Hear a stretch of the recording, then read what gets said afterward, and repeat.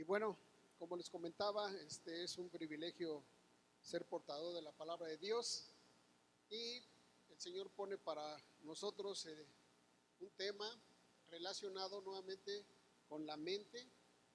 Vamos a hablar un poco de las mentes desérticas. ¿Qué es una mente desértica? ¿Qué es lo que lo caracteriza? Y finalmente, ¿qué es lo que ocasiona las personas que tienen mentes desérticas? Esto lo vamos a llevar paralelo a lo que es el Éxodo, la salida del pueblo de Egipto, de Israel de Egipto, y en su camino hacia la tierra prometida en Canaán. Vamos a ver las similitudes que hay entre las mentes desérticas y lo que ocasionaron que nuestro Señor tomara medidas drásticas contra su pueblo. Y efectivamente, si nos ponemos a pensar ahora sí que con la mente, nos vamos a dar cuenta que antes de que cualquier músculo de nuestro cuerpo se mueva, incluso antes de que cualquier palabra salga de nuestra boca, nuestra mente ya lo procesó.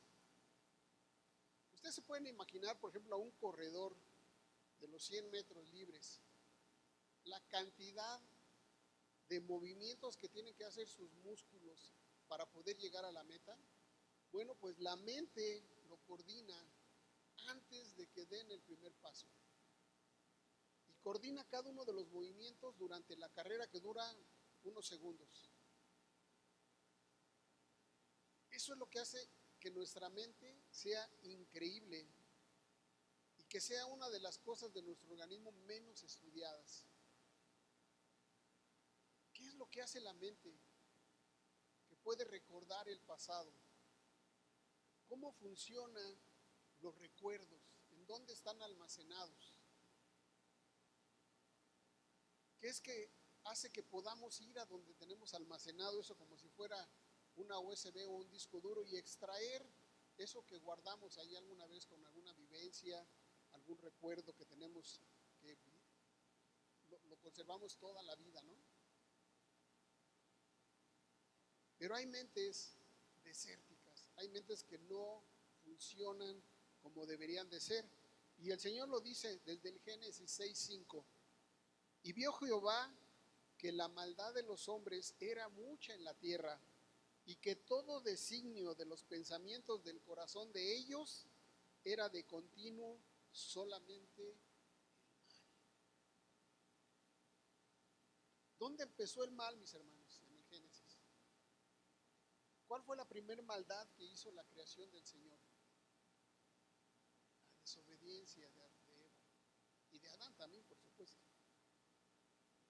Pero luego, ¿qué siguió con su descendencia? Caín mató a su hermano Abel. Y así siguieron una serie de circunstancias que llegaron al Señor a quitar de la tierra toda vida en el diluvio. Pero los que siguieron después de eso, los que seguimos después de eso, pues no estamos tan alejados. Seguimos haciendo cosas que molestan al Señor. En este paralelo que vamos a hacer de las mentes desérticas con respecto al Éxodo, y hablo del Éxodo no como libro, ¿no? Porque si ustedes han leído la Biblia, que supongo que sí, se dan cuenta que continúa realmente Deuteronomio describiendo el Éxodo. Vamos a ver todas las cosas que hizo el pueblo de Israel durante estos 40 años que les llevó ir de Egipto hacia la tierra prometida. Y seguramente a su mente van a llegar algunas de las cosas que sucedieron en este trayecto. ¿Quién me dice una que haya hecho el pueblo de Israel durante estos 40 años? Sí, pero ¿de qué se quejaron? De la comida, se quejaron del maná, era gratis, que no había carne, de lo que comían en Egipto. Dice incluso adorar a otro dios, hicieron un dios ahí de oro, un becerro, y muchas otras cosas más que bueno, pues no es el tema estarlas viendo hoy, pero lo que les quiero decir es, esto del Éxodo finalmente debió haber costado, les debió haber tomado pocos meses de llegar. De hecho, ahorita lo vamos a ver en la siguiente lámina.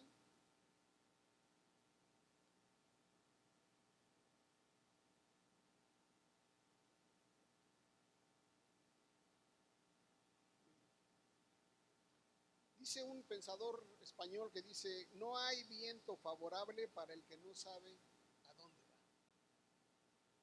Uno de los grandes problemas que tenemos nosotros como personas y como pueblo también es que no tenemos, la mayoría de nosotros, bien establecido un objetivo en la vida.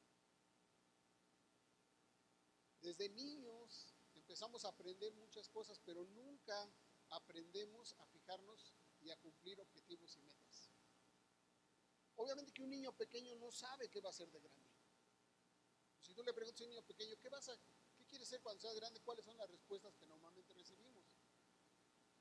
Pues lo que ellos ven, el médico, el policía, ahora yo creo que ya el policía ya no. Pero pues quieren ser bomberos, quieren ser, y muchas cosas que ellos acostumbran a ver, sobre todo en la televisión. Y eso es su esquema, ese es su modelo, ese es su anhelo de ser. Pero una mentalidad desértica es aquella que no tiene claro un objetivo, una dirección, una meta. Por lo tanto, no se concentra, divaga y normalmente, que es lo peor, está en riesgo de tomar malas decisiones. Si tú no sabes a dónde vas y no estás enfocado, normalmente las decisiones que vas a tomar no van a estar casadas con ese objetivo. Afortunadamente, lo que vamos a ver el día de hoy es que con la dirección de Dios podemos ayudarnos de Él y focalizarnos en lo que realmente es importante en nuestra vida. Y como dice esta diapositiva, esperar en Dios no es lo más fácil, pero sí lo más seguro. Entonces tenemos que aprender a esperar en Dios, a confiar en Él, a tener fe, y es lo que vamos a ver a través de este viaje tremendo que hicieron los israelitas de Egipto hacia la tierra de Canaán. Amén. La siguiente, mi hermano. Este pequeño mapa, no, perdón. Yo me adelanté, no, te adelantaste, mi hermano, una atrás donde está el mapa. ¿O soy yo?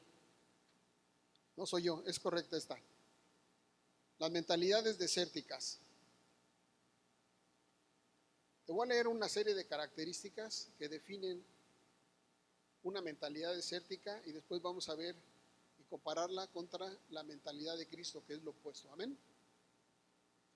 Mis lentes que ya se rompieron, pero ya son los únicos que traigo. Dice que una mente desértica es una mente no responsable.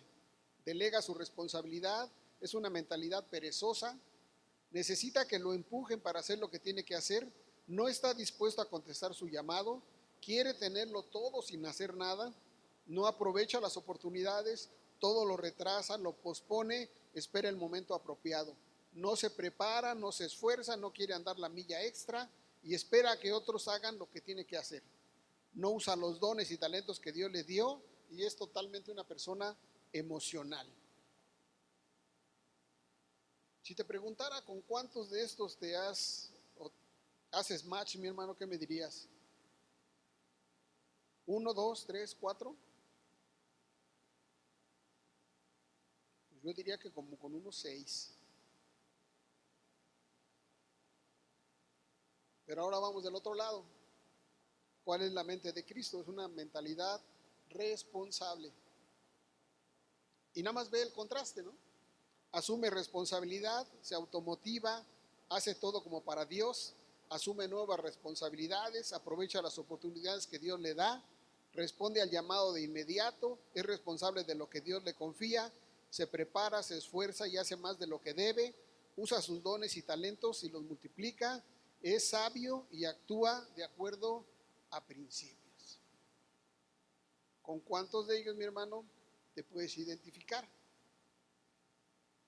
Entre más tengas de una mente desértica, menos vas a tener de la mente de Cristo, pero entre más tengas de la mente de Cristo, te lo aseguro, menos vas a tener de una mente desértica. Y ahora sí, Vamos al mapa. Este mapa, ¿se lo pone mi hermano? Este mapa más o menos muestra, y digo más o menos porque pues hay muchos autores que por el hecho de que muchos de los lugares que menciona la Biblia ya no se pueden ubicar actualmente dónde están, pues más o menos esta es la coincidencia de la mayoría de ellos. Salieron de Egipto y llegaron como primera instancia al monte Horeb, en el desierto del Sinaí. Y la palabra dice que tardaron 2 meses en llegar a este lugar. Y ahí sucedieron cosas interesantes. Ahí sucedió la entrega de las tablas de la ley. Ahí sucedió lo que decían de hacer dioses de metal. Y ahí construyeron el arca de la alianza. Bueno, pues todo eso les costó 2 años, 2 meses. Allí estuvieron 2 años, 2 meses estacionados.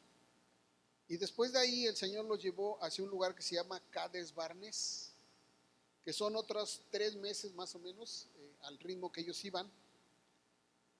Y en esos 2 años, 7 meses estaban a la entrada de la tierra prometida. Y dirán, como yo dije, ¿y los otros años qué hicieron? Bueno, de aquí mandaron 12 espías o 12 investigadores a la tierra de Canaán, y estos espías trajeron la información de lo que habían visto. 10 de ellos se quejaron amargamente de que no era lo que se les había prometido, que era una tierra donde había gigantes, que parecían ellos como saltamontes delante de ellos, y que si se atrevían a cruzar iban a ser masacrados.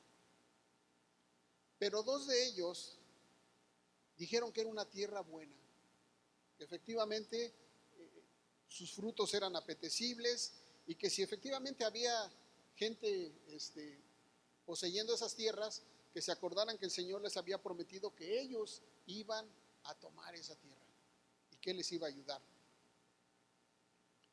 Pues esto disgustó tanto al Señor, que dice la palabra, que los hizo vagar por el desierto 38 años. O sea, ya estaban en la puerta. Pero por esa mala actitud del pueblo, el Señor los hizo vagar 38 años, dar vueltas. E incluso lo que sabemos después, que lo vamos a ver más tarde, es no todos entraron a la tierra prometida. Es más, la mayoría de ellos no entró.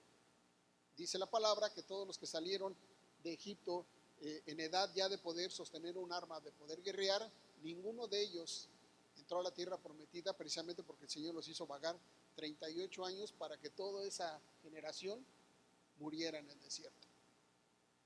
E incluso, si se han de acordar, el mismo Moisés no pudo entrar a la tierra prometida. Entonces, algunas cosas importantes de eso es que la distancia entre Egipto y Canaán es de 847 kilómetros. El viaje podía haberse realizado en línea recta en 2 meses a razón de 15 kilómetros por día. Pero ¿por qué no se hizo así? Bueno, pues la palabra de Dios dice que Jehová no quería pasarlos directamente porque ahí vivían los filisteos, pueblo guerrero muy, pues yo no diría sangriento, sino acostumbrado a la guerra. De ahí viene después el gigante contra el que pelea David. Y además conocía la mentalidad débil del pueblo judío. Sabía que si los pasaba por ese lugar e iban a enfrentarse con este pueblo, pues iba a ser muy difícil. Y muchas de las gentes piensan que este rodeo a la península de Sinaí fue para llevarlos 40 años, pero no, les acabo de decir, realmente los 40 años o los 38 a partir de Cades Barnea fue para que toda esa generación muriera en el desierto. Amén.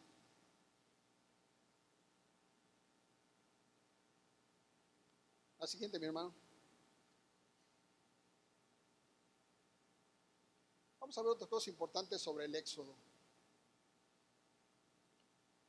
Primeramente, Jehová, desde que da instrucciones a Moisés, ya sabía que iban a ir por esa ruta y tenían que pasar por el monte Horeb. Fíjese lo que dice Éxodo 3:1. Apacentando Moisés a las ovejas de Yetro su suegro, sacerdote de Madián, llevó las ovejas a través del desierto y llegó hasta Horeb, monte de Dios. Ahí es donde ve la zarza, ahí es donde el Señor se comunica con él y todo. Y finalmente cuando le da la tarea de llevar al pueblo de Israel a la tierra de Canaán, pues él dice, oye, pero pues yo soy muy débil, creo que dice que es tartamudo y que cómo se va a enfrentar al faraón, etcétera, etcétera. Y empieza a quejarse.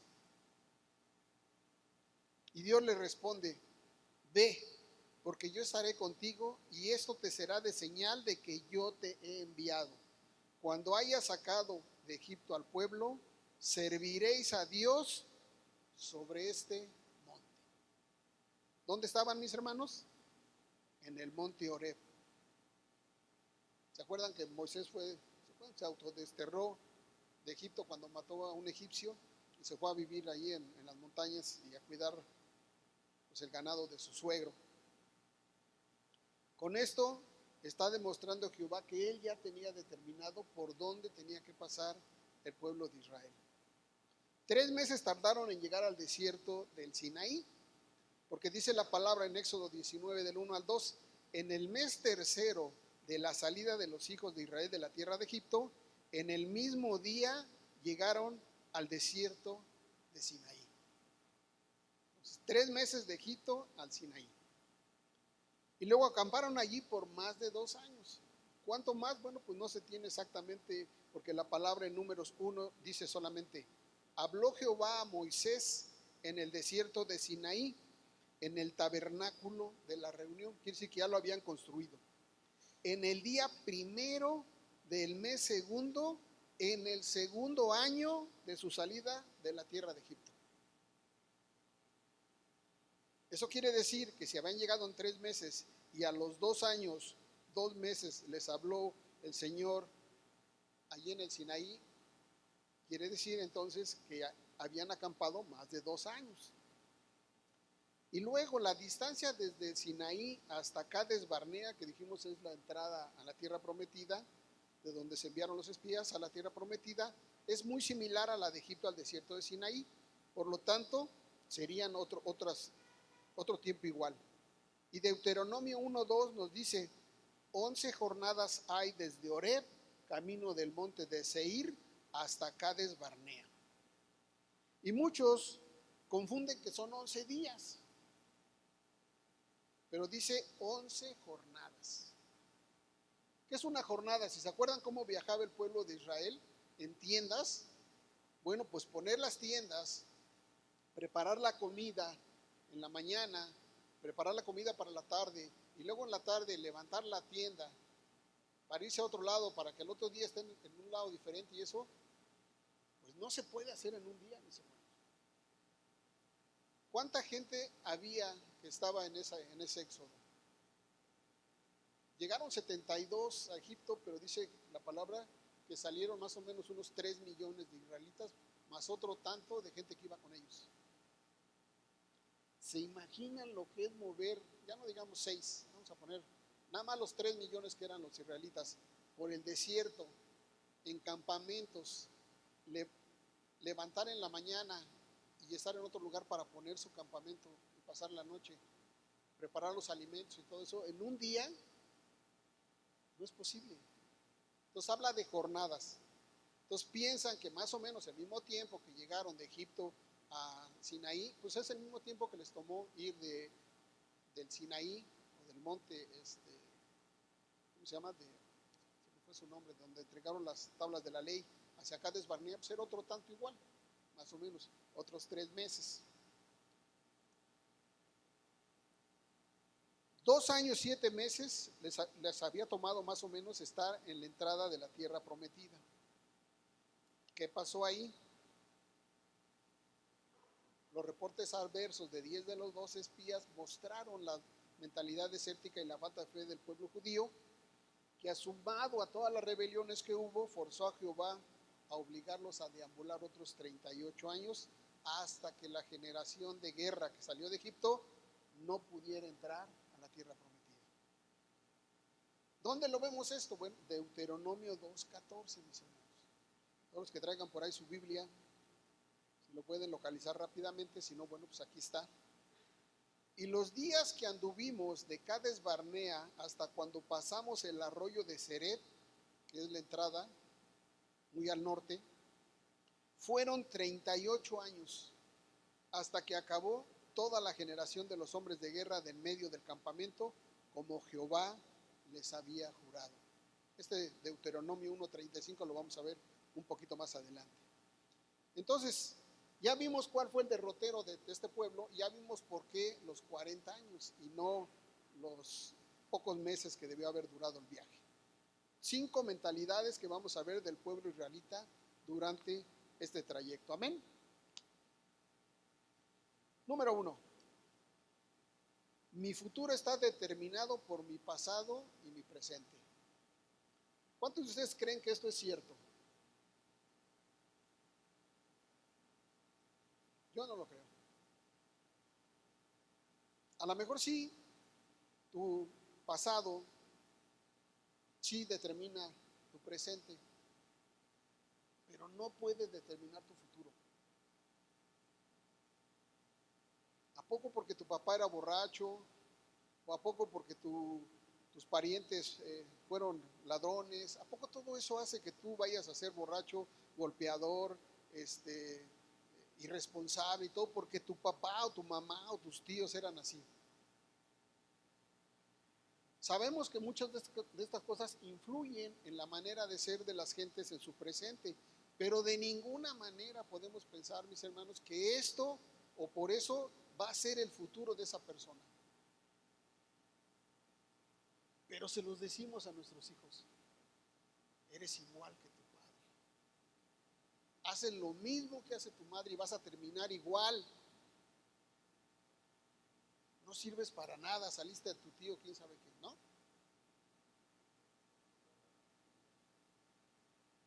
Estás condicionando ya su futuro, o maldiciendo incluso. Pero no, todo eso pudiera ser sin un Dios.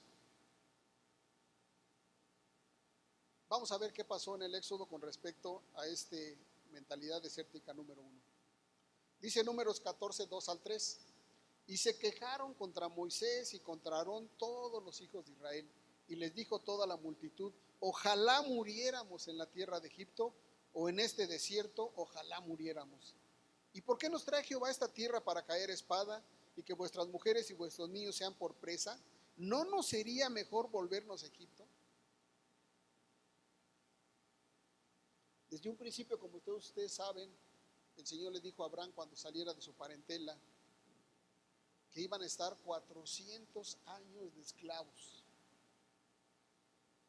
Y dice que después de estos años el pueblo de Israel oró y gimió a Dios por su salvación, para que Dios los sacara de esa tierra, porque ya les había dicho que después de esos 400 años los iba a sacar.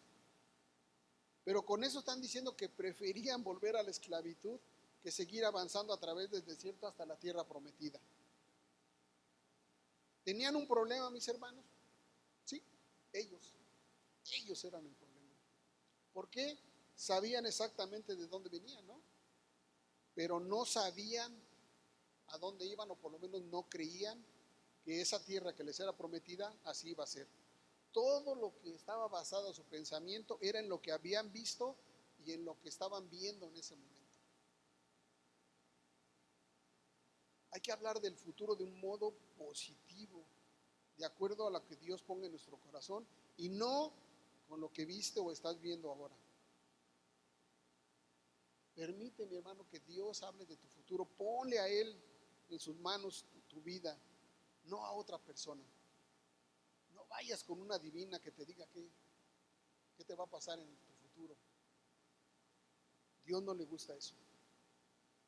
Dios necesita que creas en Él, que tengas fe, y Él hará el resto. Amén. Fíjate de lo que dice Lucas 18:27. Él les dijo: lo que es imposible para los hombres es posible para Dios. ¿Cuántas veces no nosotros mismos nos ponemos las barreras, mis hermanos? ¿Cuántas veces no decimos: no, pues eso no lo puedo hacer? No, yo no me veo ahí. No, yo no podría hacer eso. Pues así dijo igual Moisés. Moisés dijo, es que yo no puedo. ¿Cómo yo? ¿Quién soy? Le dijo, no, yo voy a ir contigo, le dijo el Señor. Tú no te preocupes, tú ve y hazlo, yo me encargo de lo demás. Amén. Y Jeremías 29:11 también dice, porque yo sé los pensamientos que tengo acerca de vosotros, dice Jehová, pensamientos de paz y no de mal, para daos el fin que esperáis. Si tú le pones el fin que tú esperas en las manos de Dios, el Señor te va a ayudar a hacerlo. Amén.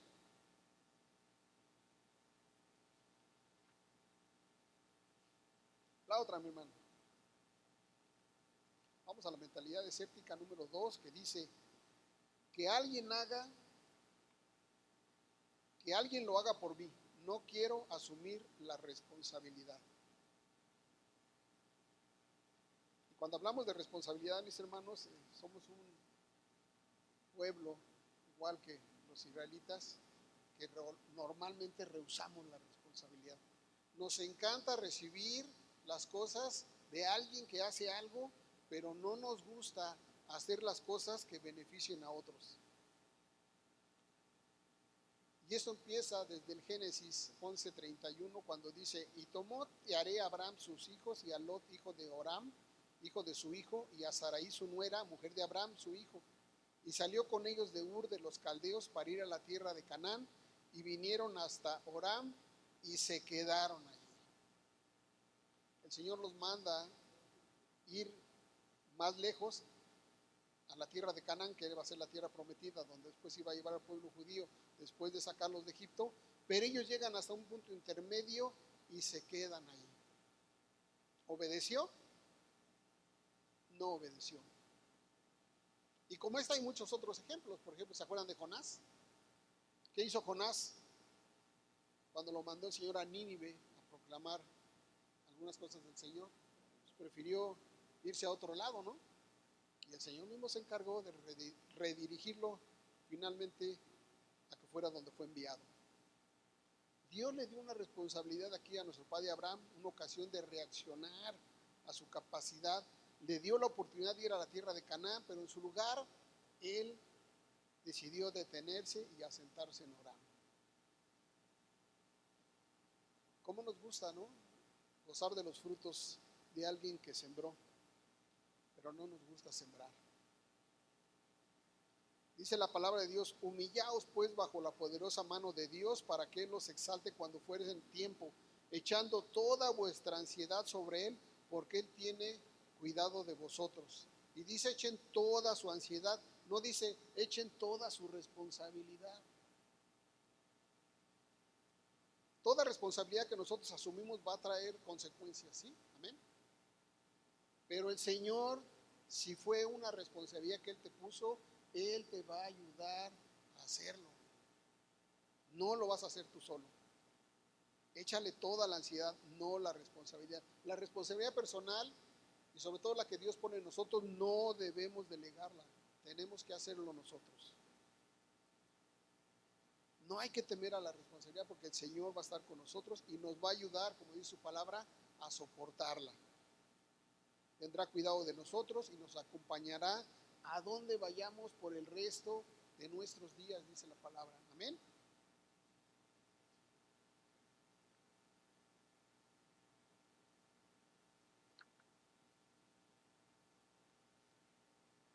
No sé si me salté una donde estaba en la página 9, mi hermano.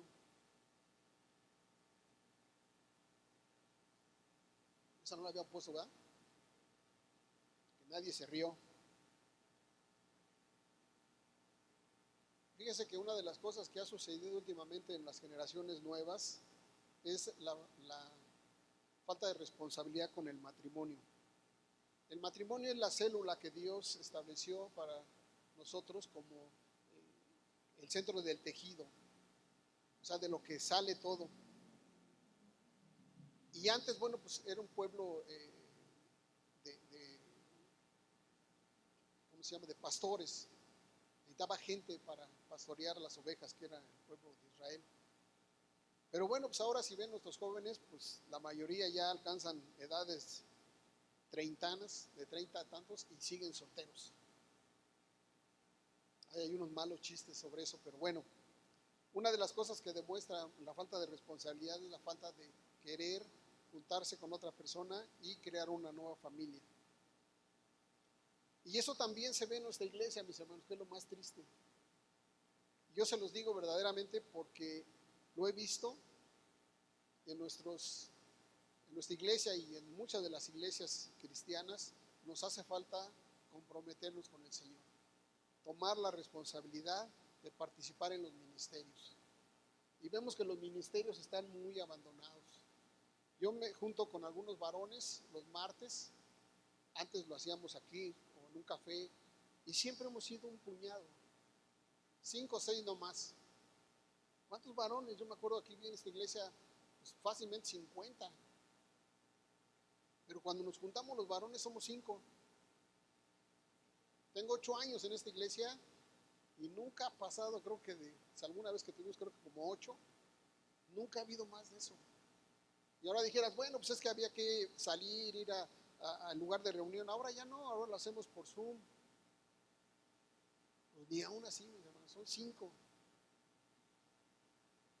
Y lo mismo platicaba en la mañana con la pastora, igual con las mujeres, igual en matrimonios, en jóvenes, en el que ustedes me digan, muy poca gente de la iglesia que sirve. Y nuestro compromiso como iglesia es servir a Dios en esta iglesia precisamente, e instruirnos para verdaderamente poder cumplir con la tarea que el Señor nos dejó de ir y predicar el evangelio. Pero tenemos que venirnos a preparar a la iglesia. Ahorita qué bueno, ya somos bastantes, pero hemos estado aquí en la mañana, no creo que hubiéramos sido más de 20. Pero bueno, pues ahí se los encargo, mis hermanos, hay que comprometerse con el servicio a Dios. Amén.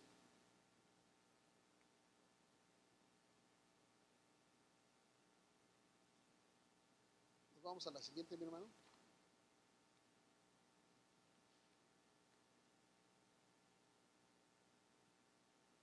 Nadie se rió, en la mañana sí se rieron. Les voy a dar tiempo a que lo vean para que lo entiendan. La mentalidad desértica número 3 dice, por favor, hazlo todo fácil, Señor. No puedo soportar las cosas muy difíciles. Y sí, el cepillo piensa que tiene el trabajo más difícil, pero el papel de baño le dice, sí, seguro. Así estamos nosotros y así estaba el pueblo judío. Pensaban que a ellos les estaba yendo tremendamente mal. Porque no vemos más allá, mis hermanos. Hasta que realmente nos ponemos en los zapatos de la otra persona, entendemos lo difícil que puede ser otra vida. Y sí, nos podemos quejar de la pandemia, nos podemos quejar de López Obrador, nos podemos quejar de lo que ustedes quieran, pero les aseguro que no quisieran ahorita vivir en Afganistán.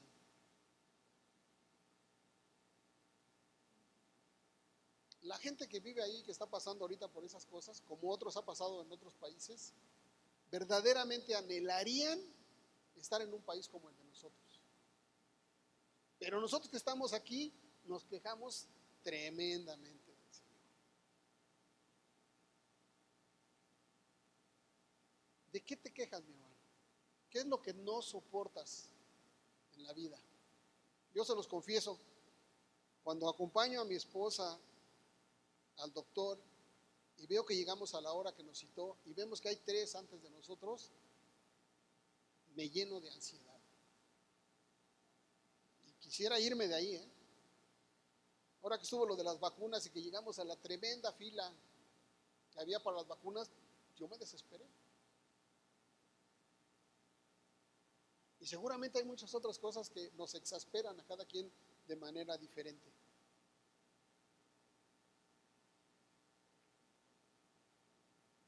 Esa es la mentalidad número 3. Dice Éxodo 13:17, y luego que Faraón dejó ir al pueblo de Israel, Dios no los llevó por el camino de la tierra de los filisteos, pues estaba cerca, porque dijo Dios, para que no se arrepienta el pueblo cuando vea la guerra y se vuelva a Egipto. Por eso Dios no los llevó por el camino corto. Desde el inicio Dios sabía cómo pensaba su pueblo y sabía de sus mentalidades desérticas y decidió, fíjense bien, facilitarles el camino. Recuerden que llegar a la entrada a la tierra prometida eran unos cuantos meses. Ese era el plan de Dios. Pero lo tuvo que cambiar por las mentalidades desérticas que este pueblo mostró durante ese camino. Y son las mismas que nosotros casi todos tenemos cuando nos pasa lo difícil. En Deuteronomio 1, 34, 36 dice: y oyó Jehová la voz de vuestras palabras y se enojó. Habla de cuando estaban dando el reporte los espías. Y juró diciendo: no verá hombre alguno de estos, de esta mala generación, la buena tierra que juré que había de dar a vuestros padres, excepto Caleb, hijo de Jefoné. Él la verá, y a él daré la tierra que pisó y a sus hijos, porque ha seguido fielmente a Jehová.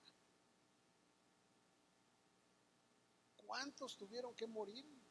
Pues más o menos esos, cerca de los 3 millones de gente, mis hermanos. Y como les decía, ni siquiera Moisés pudo pasar a la tierra prometida por también un desacato que hizo cuando el Señor le ordenó sacar agua de una piedra. Se enojó contra el pueblo y les gritó y les dijo algunas cosas que al Señor le molestaron, y le dijo también: tú también no vas a entrar a la tierra prometida. Qué tremendo, ¿no? Te dio esa chambota, la hiciste durante mucho tiempo, pero finalmente no fuiste escogido para entrar tampoco. Y nosotros nos quejamos. Te doy una palabra, mi hermano, que debes de atesorar verdaderamente en tu corazón. Si es que eres un plañidero, que no me gusta esa palabra, pero es alguien que está chille y quejoso. Hazte de un nuevo modo de pensar, como dice Pablo en Filipenses 4:13. Todo lo puedo en Cristo que me fortalece. Si tú haces tuya esta palabra, mi hermano, realmente las dificultades de la vida, como dice, todas las vamos a tener, pero la forma y el espíritu de afrontarla va a ser diferente. Incluso dice la palabra que debemos de dar gracias cuando las cosas no salen como queremos. Amén.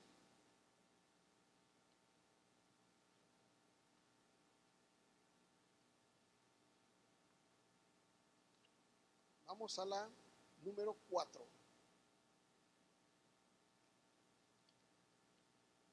No puedo evitarlo. Soy adicto a rezongar, encontrar faltas y quejarme. ¿Han visto una persona que se queja? ¿Cuál es su expresión? Alguna vez dijimos: uy, si tus ojos fueran o tus miradas fueran puñales, ya me hubieras matado.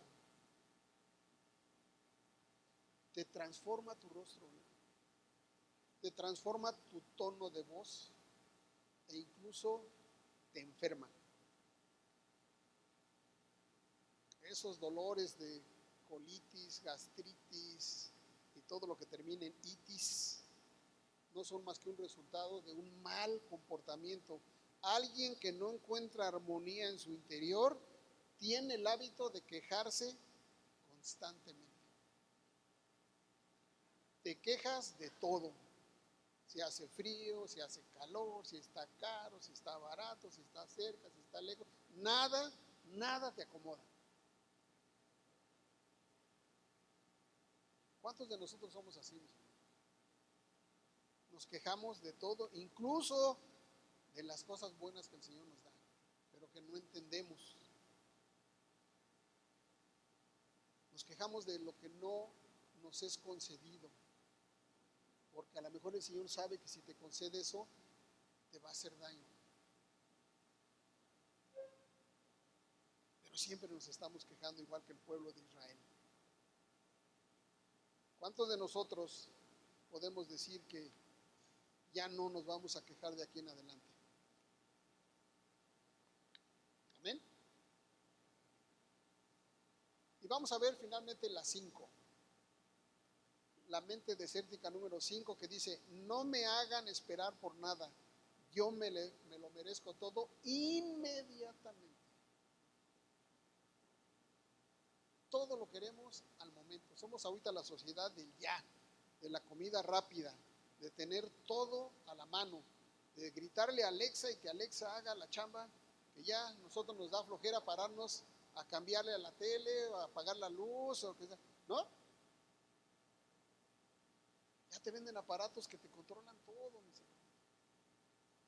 En Estados Unidos hay muchos autos ya, que incluso antes de que te levantes, el auto ya se está encendido para que ponga la temperatura correcta, porque hace mucho frío en algunos lugares, y ya tú te subas a tu carro y salgas. El portón se abre automáticamente, ya no tienes tú que salir a quitar el hielo, ni no, una chulada de vida. Pero el día que no encuentras el control remoto, mi hermano, te vuelves loco, ¿no es cierto?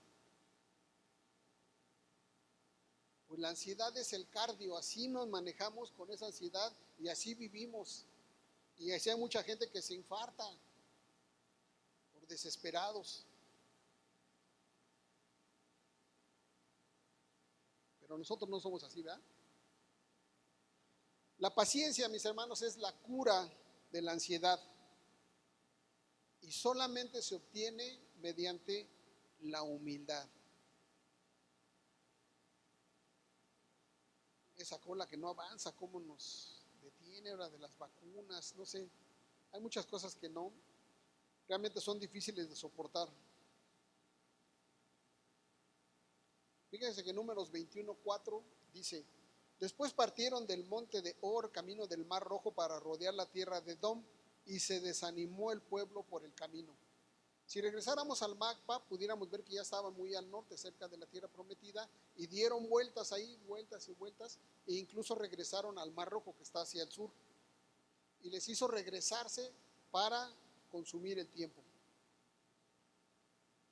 Obviamente que el pueblo ya estaba cansado, ¿no?, del camino, pero no estaban listos para entrar en la tierra prometida y poder pelear contra la gente que ocupaba esos lugares y tomar posesión. Ni siquiera podían permanecer pacientes y firmes.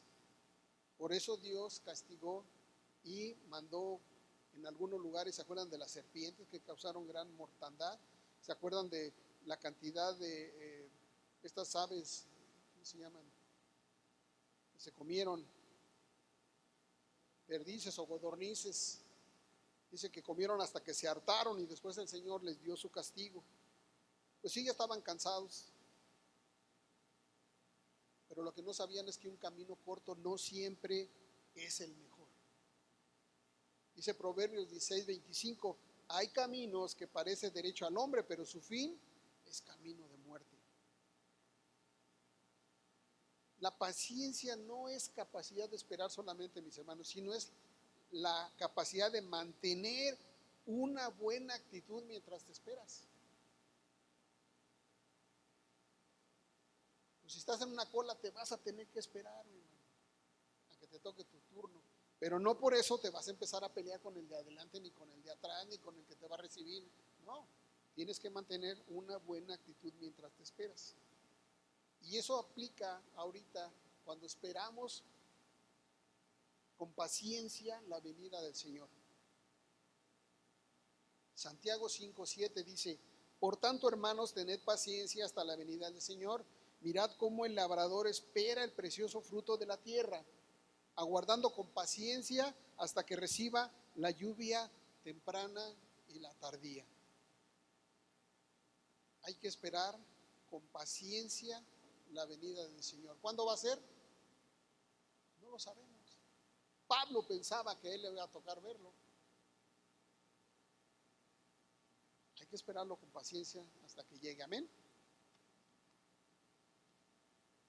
Estas son 5 de 10 mentalidades desérticas que el pueblo de Israel mostró durante este peregrinar, pero que siguen siendo las mismas, lamentablemente, que seguimos repitiendo en nuestras vidas. ¿Por qué el Señor nos cuenta esto? Para que aprendamos, mis hermanos, para que veamos lo que hicieron y el castigo que les tocó, para que nosotros no repitamos el mismo esquema en nuestras vidas. tomémoslo como ejemplo, apliquémoslo en nuestra vida, no rezonguemos más y alegrémonos de que el Señor está con nosotros y que el Espíritu Santo que dejó en su lugar nos puede acompañar, nos puede aconsejar y nos va a ayudar a lograr cualquier responsabilidad que nosotros tomemos o que el Señor nos dé, sobre todo en la iglesia. Si tú lo aplicas aquí en la iglesia, automáticamente lo vas a poder aplicar en tu vida personal, en tu vida laboral y en tu vida familiar. Eso es lo que espera el Señor de nosotros, que este libro tan maravilloso que nos dejó nos sirva como a los niños para aprender a leer y escribir, a nosotros también para comportarnos mejor en nuestra vida. Amén. Pues con esto, mis hermanos, terminamos esta sesión y yo espero y le pido a Dios también que nos ayude, que nos muestre el camino y que se apiade verdaderamente de nosotros para que nosotros podamos cambiar esta mentalidad desértica a la mentalidad de Dios. Amén, Señor. Buenas tardes.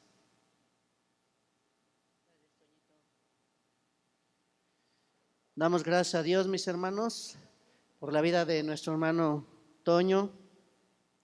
Qué importante es saber todo lo que vivió el pueblo de Israel. ¿Por qué la importancia que el Señor le dijo a Moisés, escríbelo? ¿Por qué era importante que quedara escrito? Dice el libro de Hebreos que todas las cosas se escribieron para que nosotros nos demos cuenta que la obediencia trae bendición, pero la desobediencia trae consecuencias.